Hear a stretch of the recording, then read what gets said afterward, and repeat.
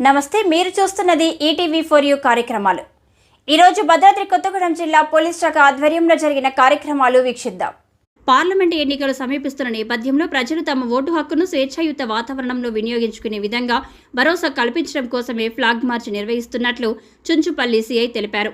భద్రాద్రి కొత్తగూడెం జిల్లా SP B Rohit Raj IPS ఆదేశాల మేరకు కొత్తగూడెం డీఎస్పీ ఎస్కే అబ్దుల్ రెహమాన్ ఆధ్వర్యంలో చుంచుపల్లి పోలీస్ స్టేషన్ పరిధిలోని విద్యానగర్ బైపాస్ నుండి పోస్ట్ ఆఫీస్ సెంటర్ వరకు సెంట్రల్ పోలీస్ ఫోర్సు, స్థానిక పోలీస్ సిబ్బంది కలిసి ఫ్లాగ్ మార్చ్ నిర్వహించారు.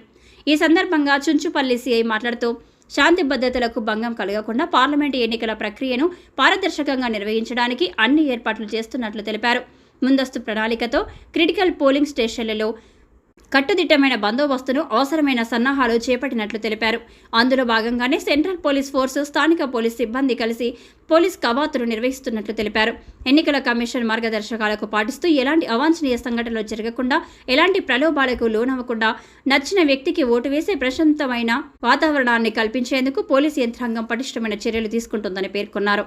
పోలీస్ స్టేషన్ పరిధిలో ఎప్పటికప్పుడు తనిఖీలు నిర్వహించడం, ప్రశాంత వాతావరణాన్ని భంగం కలిగించే నేర చరిత్రను బైండోవర్ చేస్తున్నామని తెలిపారు. అక్రమ మద్యం, నగదు, కానుకల రవాణాను చెక్ పెట్టేందుకు చెక్ పోస్టుల ద్వారా నియంత్రించే చర్యలు చేపట్టినట్లు తెలిపారు. నిర్భయంగా తమ ఓటు హక్కును వినియోగించుకునేందుకు వీలుగా పోలీస్ పెట్రోలింగ్ వాహనాలు, బ్లూ కోల్డ్ బృందాలు నిరంతరం ప్రజలకు అందుబాటులో ఉంటూ విధులు నిర్వర్తిస్తున్నట్లు పేర్కొన్నారు.